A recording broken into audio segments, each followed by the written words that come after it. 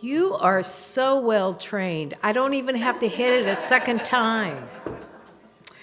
Good morning to all of you joining us in the chapel and those on YouTube. I'm the Reverend Susie Matranga Watson, and I am your worship leader today. We're especially glad to have those who may be here for the first time and hope to see you again. I'd like to remind you to please silence your cell phones or other devices. People have been known to forget, and then in the middle of service, off it goes. So mine is silent.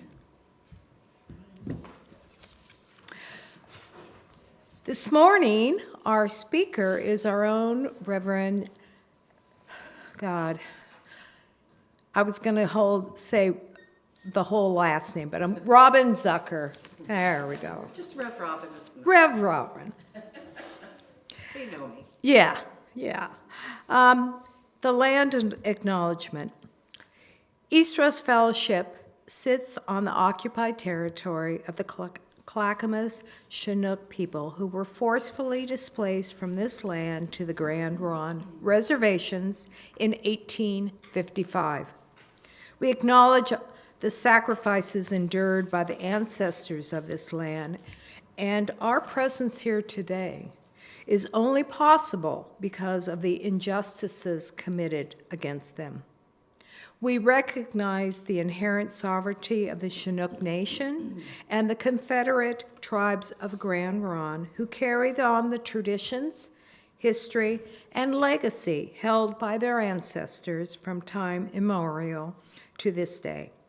We seek meaningful relationships with these communities that foster repair. Now, let us take a moment to greet each other today, both in the chapel and online. Please stand and turn around and face the camera and wave at the people that are online, and then turn to your neighbor and say hello. Hello.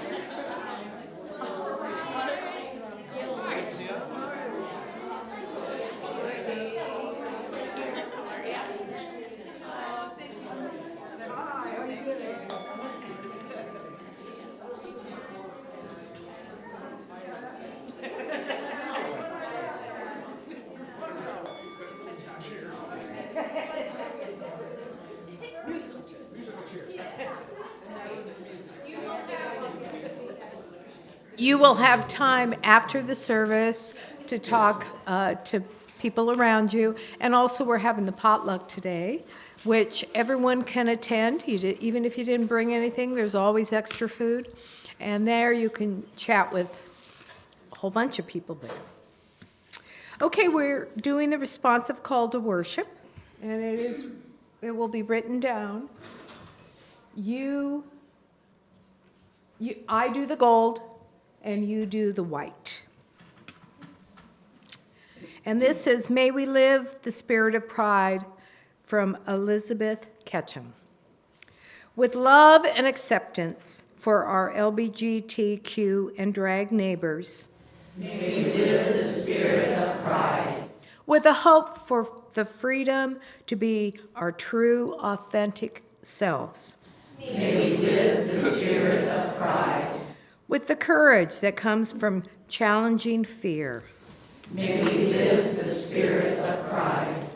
With sorrow for those who could not be here with us today, and in honor of those who died because of their identities. May we live the spirit of pride. With clear eyes looking ahead to the justice still withheld and to the raising our voices when it counts. May we live the spirit of pride. With that confidence that our support and courage are a balm for isolation and loneliness. May we live the spirit of pride. With the rainbow flag flying high, a sense of beloved community among us, and the joy that comes from making new connections. May we live the spirit of pride.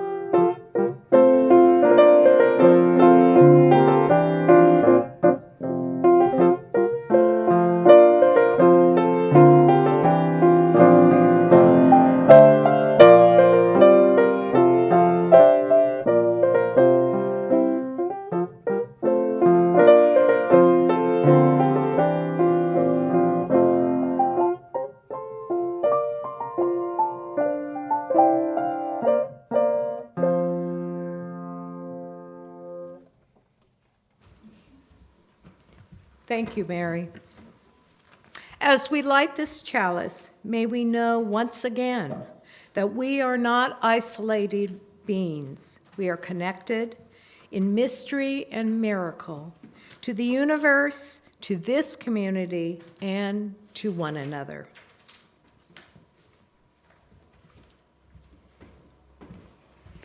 Good morning, everybody. Good morning. Good to be with you for our Pride Sunday service. We begin today with a poem that we've actually used before in a service. It's called Queer by Frank Bidart. He's an American poet who was born in 1939, to give you some context on his generation. He writes, lie to yourself about this, and you will forever lie about everything. Everybody already knows everything, so you can lie to them. That's what they want. But lie to yourself, what you will lose is yourself. Then you will turn into them. For each gay kid whose adolescence was America in the 40s or 50s, the primary, the crucial scenario forever is coming out, or not, or not, or not, or not, or not.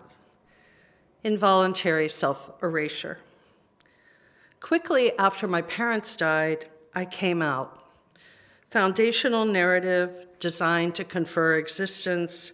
If I had managed to come out before my mother died, she would have blamed not me, but herself. The door through which you were shoved out into the light was self-loathing and terror. Thank you, terror.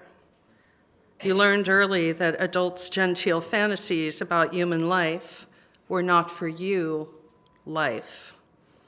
You think sex is a knife driven into you to teach you that.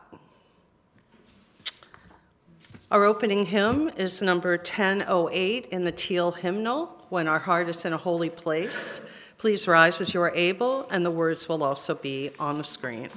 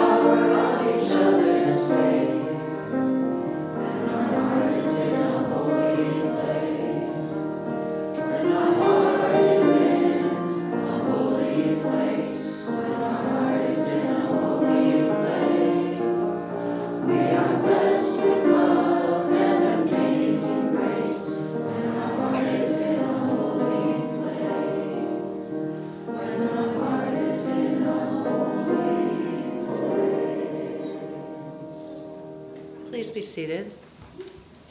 So it's the first Sunday of the month, which means potluck, and it also means birthday acknowledgments. Who has a birthday in June? Raise your hand. Ruth, you the only one? Well, then you get this song just for you. Happy birthday song. You can stay seated.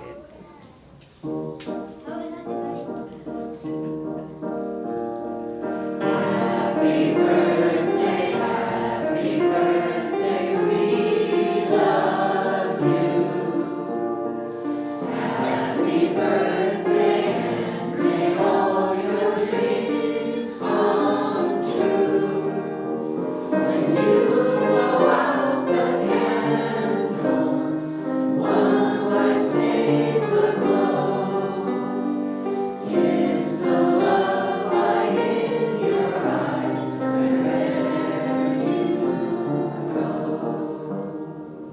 Happy birthday, Ruth. I hope you have a really nice cake planned. Cake of choice. And now I'm going to invite Kathy up. Tara is a little under the weather today, so Kathy is going to do the honors and offer the time for all ages. So if the kids want to come up, that would be great. Is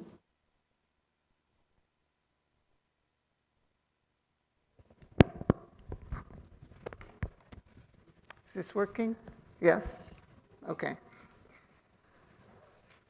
Yeah, well, this book, When We Love Someone, We Sing to Them, is written in both Spanish and English, and it made me wish that I had taken Spanish instead of French, but it wasn't an offering at my school, so we're just going to get the English version.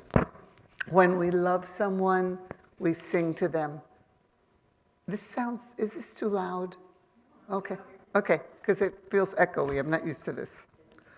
When we love someone, Poppy tells me, we sing to them. We send our love through song. We voice our heartfelt wishes. We craft soft music kisses. We call this a serenata. It's our way to hug with sounds. We call this Xochipilli's joy, when the feeling of blooming flowers and dancing butterflies abound. Like when we sang to Mom last May, on Mother's Day, we sang softly in the morning. Do you remember? We sang by her pillow, Poppy asks. Do you remember the soft feeling, a love cloud that billows? I remember, Poppy, I remember. Mom was smiling with her eyes and we sang gently. She hummed along and breathed in deeply. She touched your neck and whispered sweetly. I promise you, my son, Poppy tells me, when you start to feel the Xochipilli way, I will sing with you. It will be my honor. We will share what's in your heart someday. My heart zoomed like a bird the day we met. My heart fluttered like the wind in the grass when you held my hand. My heart beat as loud as the rain the afternoon we spent together.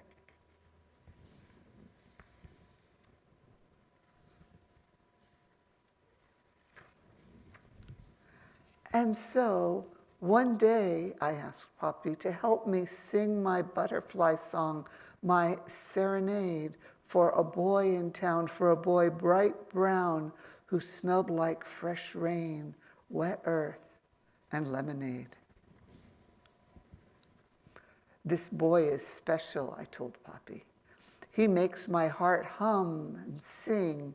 At school, I never eat lunch without him. At recess, we squeeze together on the swing. Poppy remained quiet after I told him. He sighed, turned his head, and looked out the window. But as soon as I saw where he was staring, I squealed, "Look, Poppy, he lives that way, near the tienda, by the willow." "What song should we sing for your friend?" Poppy asked. I said, "Teach me a song for a boy who loves boys." Poppy thought for a while. Then he thought a bit more, saying, "Let's make a new song for your butterfly garden love joy."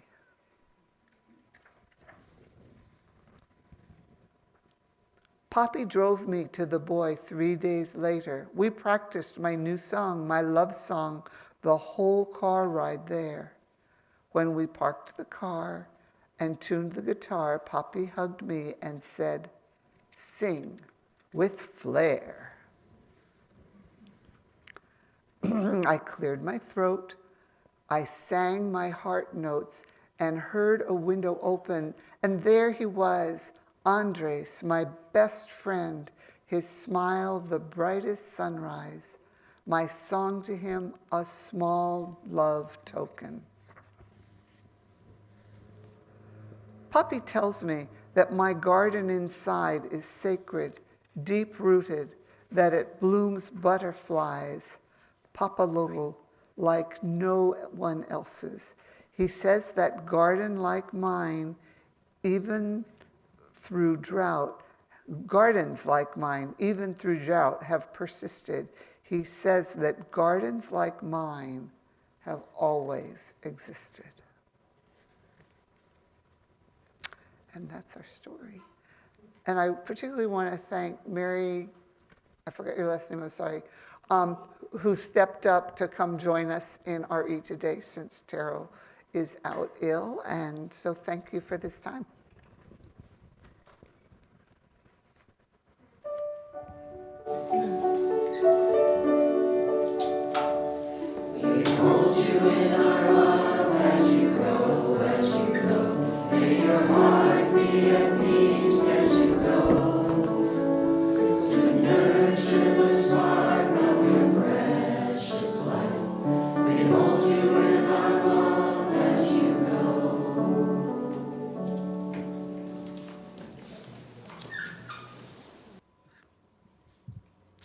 So I invite you now into some quiet, meditative time with me. If you are willing, put your feet on the floor and uncross your arms and maybe drop your hands into your lap and just try to create as open a posture as you can, with your hands open and your body sort of open, eyes closed. Right, take one big inhale and one big exhale to start.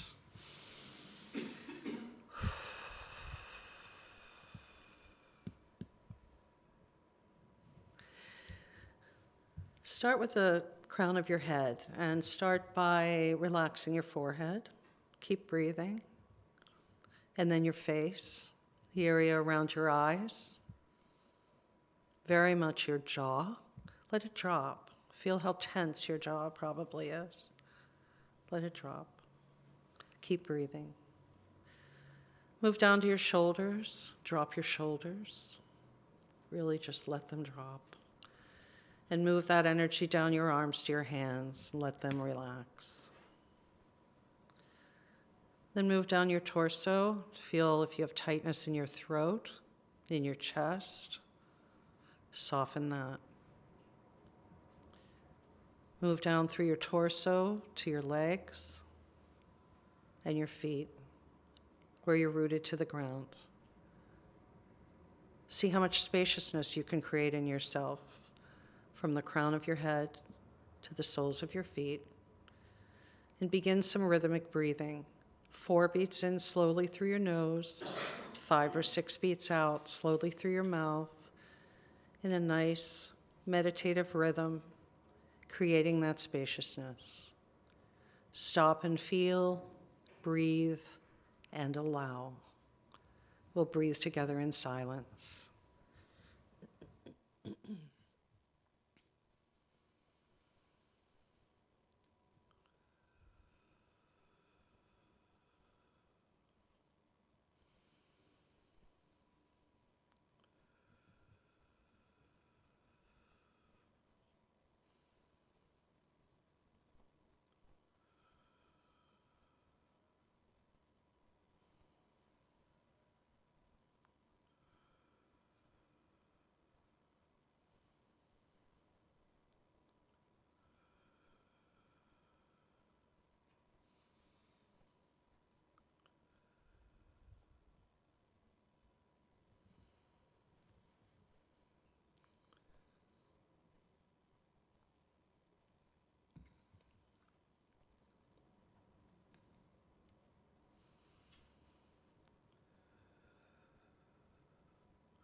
As you breathe, continue your rhythmic breathing. I offer this Pride blessing by the Reverend Sam Lundquist. Beloved, there is only love. In you, only love. Around you, only love. not a touchy-feely pop song kind of love, but a love that knows every secret corner of your fragile, fabulous being and says yes. Yes to your difference, yes to your diversity, yes to your desire. Whoever you are, whatever beautiful spirit has been created in you, may it shine fearlessly and courageously. We need you and the divine light within you to sparkle through the prism of your body and brighten the world with a glorious rainbow. Never forget that you are loved fiercely and forever.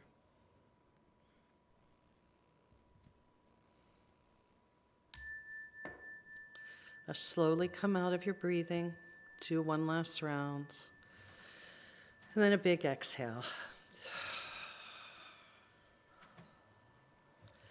Our spirit song is number 1009, Meditation on Breathing. We'll remain seated and sing it 3 times through.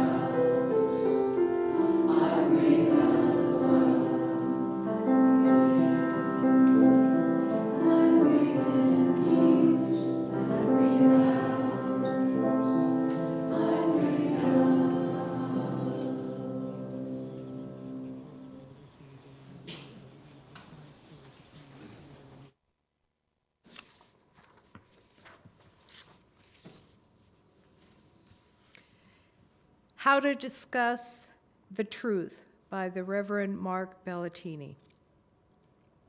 How to discuss the truth that some men love men, and some women, women, and some both, with the children in your church, school, or church home. Nonchalantly, without drum rolls, without tiptoeing preparations, without calculating and predicting to the 9th degree, with candor, with open ears, with unfailing tenderness, 1 foot in the realm of God, and the other foot on the solid earth. Made of the ashes of Radcliffe Hall, Auden, Da Vinci, Emma Goldman, Susan B. Anthony, and Mark D. Wolf. With real hope in our purpose and thanksgiving in our pulse, with the full iris of our living tradition in the eye, without using the inherited Augustine scalpel that splits flesh from spirit and pleasure from good, without homilies on tolerance, with the words, some of us, not the words them and they, with as much heart as intellect, without embarrassment, with stories and examples as wonderful as A Tale by Seuss, with rhapsodies on the glories of friendship, with gladness for uncertainties, with joy.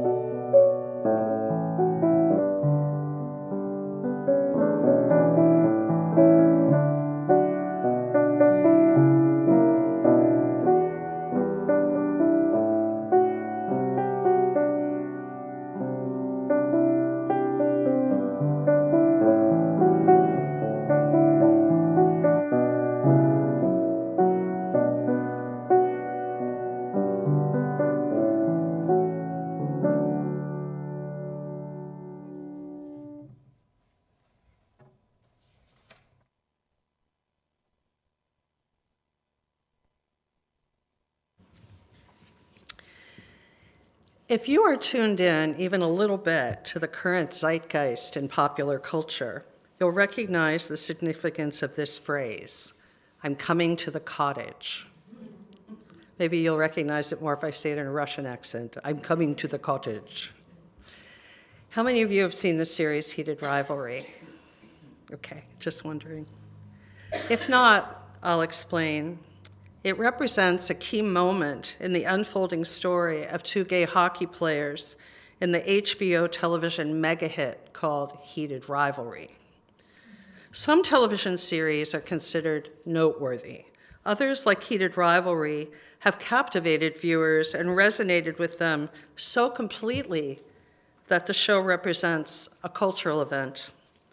And when I say viewers, I don't mean only gay and LGBTQ viewers. The whole world seems to have fallen under the spell of Shane Hollander and Ilya Rozanoff and their relatable and poignant love story.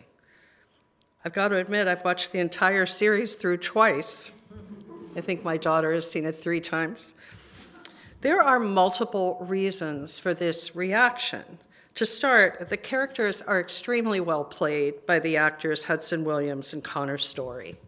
They are believable in their humanity, their yearning, and their tentative but growing vulnerability. Ilya only agrees to come to Shane's lakeside Canadian cottage after years of struggling in their closeted relationship. And it's worth noting that in his home country of Russia, being a homosexual is a crime.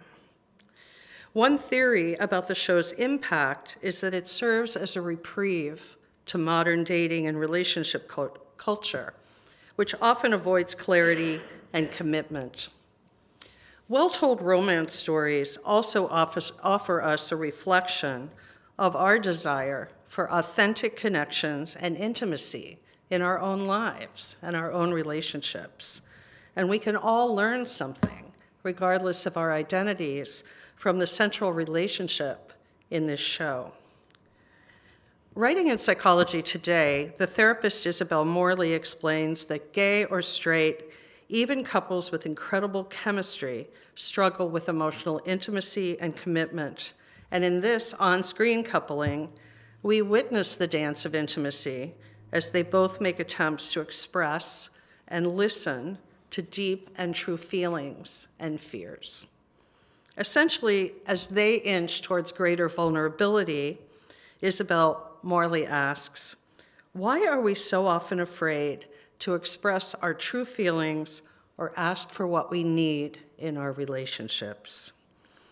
As I've preached numerous times, it involves trust, risk, and potential loss. But relationships remain static without attempting that trust or risk-taking. And we see that in this show. Many people today are trapped in what are called situationships. That's a word that didn't even exist when I was dating as a younger person. It's an undefined, non-committal entanglement that drags on without advancing meaningfully. That doesn't mean I wasn't in situationships. We just didn't have that word. What many of them want, though, I remember what I wanted, is partnership. And this show gets that. We see 2 men, hesitant and unsure, finally proclaim their feelings and embrace a deeper attachment. Ilya finally comes to the cottage, inspired partly by the bravery of a fellow gay hockey player, an older player closer to the end of his career, a champion who just won a trophy, who chooses finally to come out in the center of the hockey rink with his beloved. The series does have quite a bit of steamy sex. And I know that's some of the draw of the show, but if you've seen it, you see that it is not gratuitous. It's part of the story arc and a very important part of it. It starts as sex without commitment, a situationship, and it evolves into a deep, deep, intimate love. In her blog called Zen Moment, the writer Kathy Kasani Adams tells us that right now, patriarchy and traditional masculine norms set people up for unhealthy intimacy because it values control over curiosity and being right over being open. It makes winning more important than understanding and prioritizes avoidance over repair. And we are seeing so much toxic masculinity in our culture right now. Feelings are expected to be pushed down instead of explored, and distance or silence is treated as a strength, but what it really is disengagement and more control. Emotional unavailability is not framed, as in too many romances, as mysterious, and hurtful behavior is not romanticized as passion. Shutting down or reverting to gender tropes can often show up when a partner or a lover or a situationship shares their pain, trauma, fear, or need. And Ilya and Shane are not immune to this tendency, but they grow through the process of revealing their vulnerabilities and being truly met with love and acceptance and reciprocity. One of the most touching scenes in this series occurs when Ilya tearfully tells Shane over the phone how he feels about his father's death and his family of origin, all in Russian. And although Shane doesn't understand one word, you can see that he feels and empathizes with the emotions. In this way and many other ways, the show demonstrates care flowing both ways, and neither man is responsible for managing the other person's emotions. They don't ask each other to be different. They choose each other as whole people. They are attuned. Their dynamic allows strength and softness to coexist, something harder to display for them as hockey superstars. But we can learn so much from these attributes that they display in their relationship. Ilya, the character played by Connor Story, is the type of man our culture is comfortable letting be powerful. And Shane is the kind of man who is often punished for being soft. Look at the Senate race right now in Texas. The Republicans are going after James Tellerico and questioning his manhood because he's not a toxic man. If I were him, I'd say, is that all you got? I ate a potato and cheese burrito. Is that all you got? But it's everywhere. Seeing Ilya and Shane both exist as masculine and accepted side by side is a breath of fresh air. I believe this show fosters empathy, or can foster empathy, in the viewer. It's stabilizing. And apparently, according to science, and I didn't know this, when our favorite fictional characters are emotionally intimate, we get an oxytocin rush similar to their own.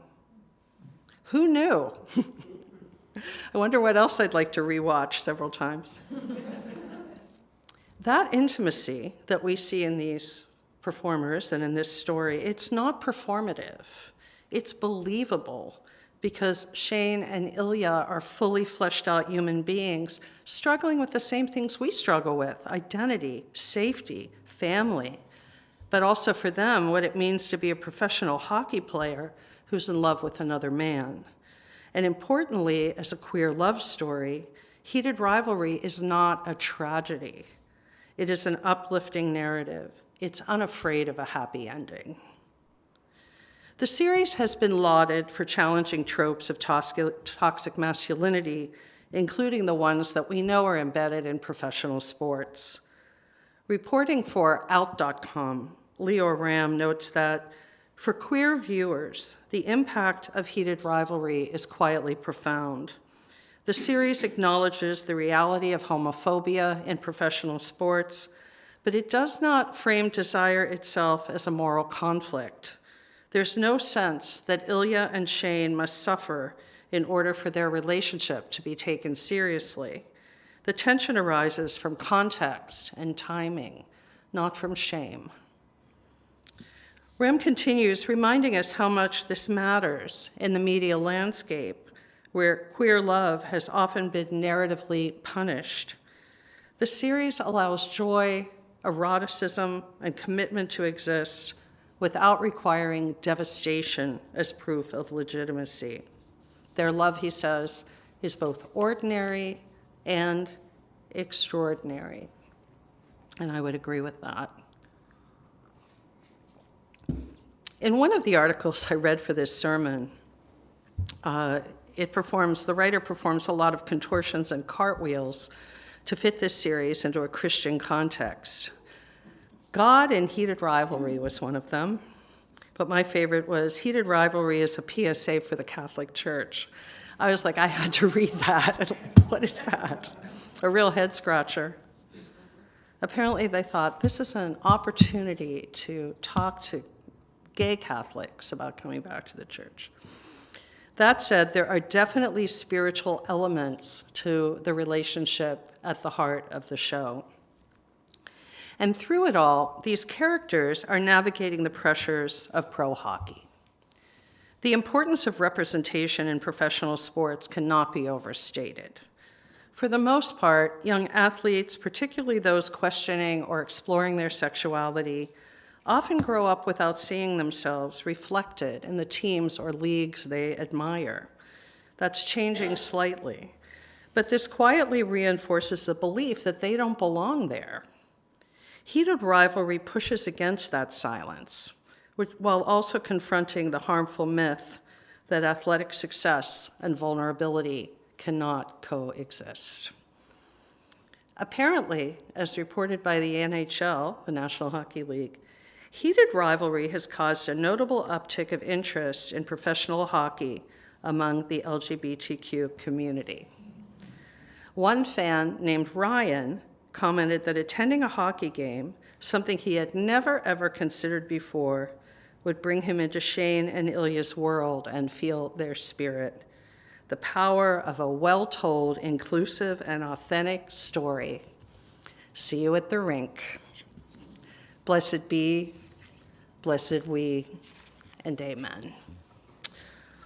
Our final hymn is number 407 in the gray hymnal. We're going to sit at the welcome table. Please rise as you are able.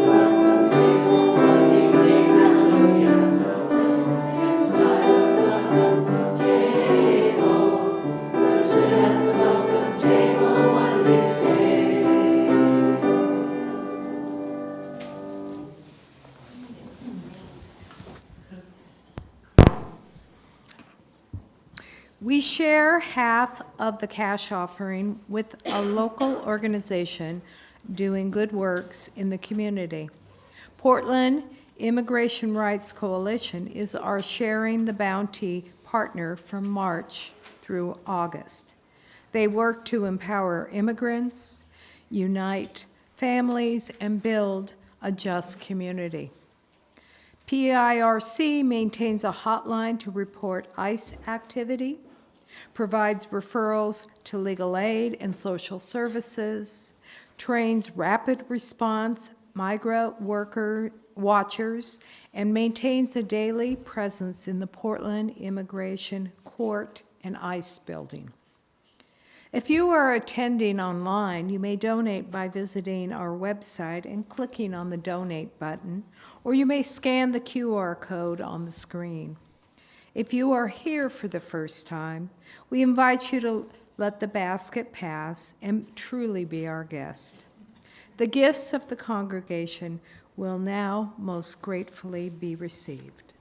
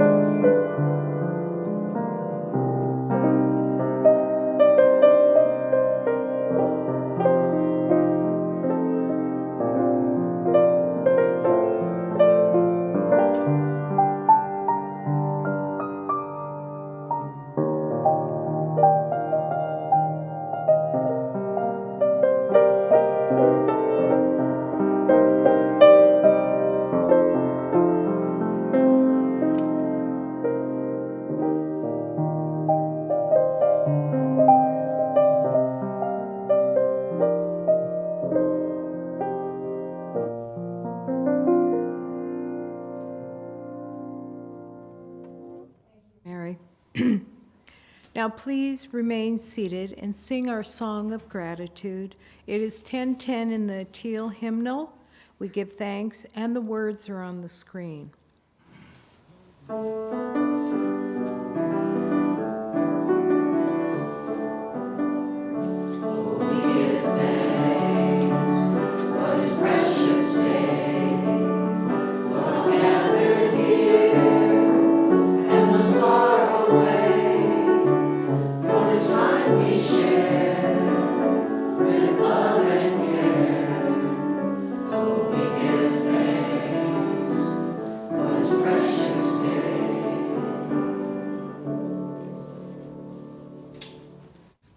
So as we've done for the past couple years, we're going to have a glitter communion or glitter blessing.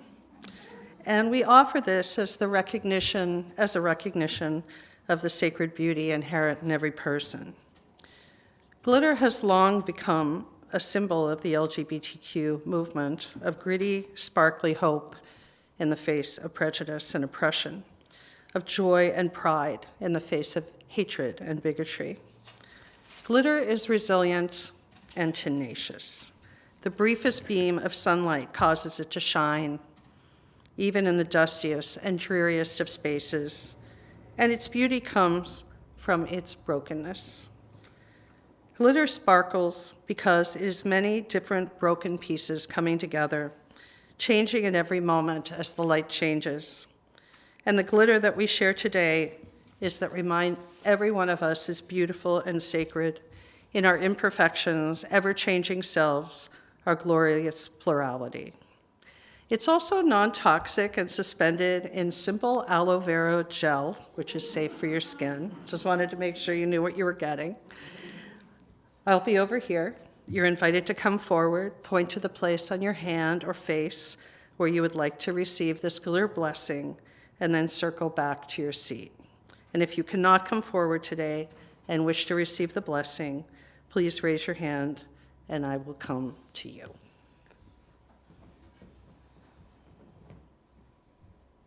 Mary, I think, is going to play some nice light music. So please come on up.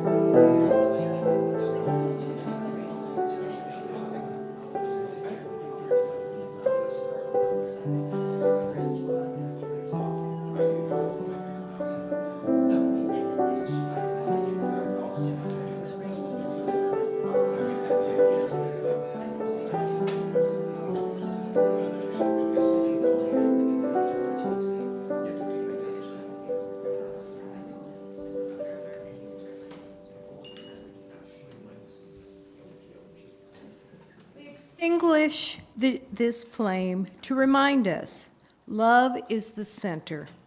As we explore and rest, engage and heal, love remains the center. When all we see is cold ashes, love remains.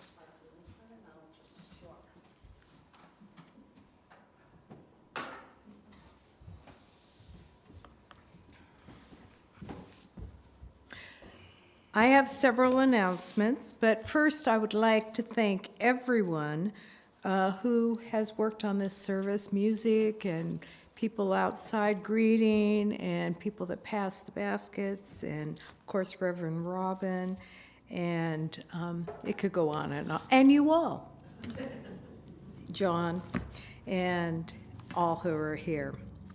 Okay, first thing.